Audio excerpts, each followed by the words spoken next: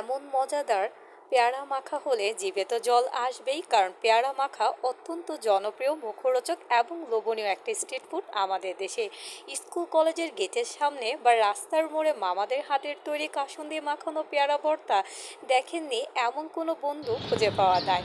তবে আমি সবসময় এক্সপেরিমেন্ট করি আমার ভিডিও দেখে, যাতে বাহিরের মুখরোচক খাবারগুলো কিভাবে ঘরে বানিয়ে আমার বন্ধুরা মন ভরে পরিবারের সবার সাথে উপভোগ করতে পারে যখন তখন।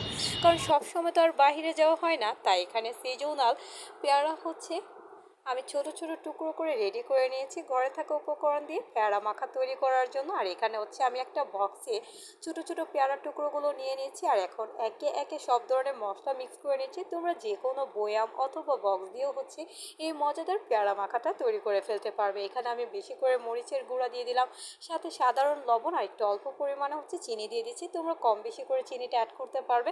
আর এখন হচ্ছে বিট লবণ দিয়ে দিচ্ছি, কারণ বিট লবণ দিলে যে কোনো মাখা ভর্তা কিন্তু অসাধারণ লাগে খেতে।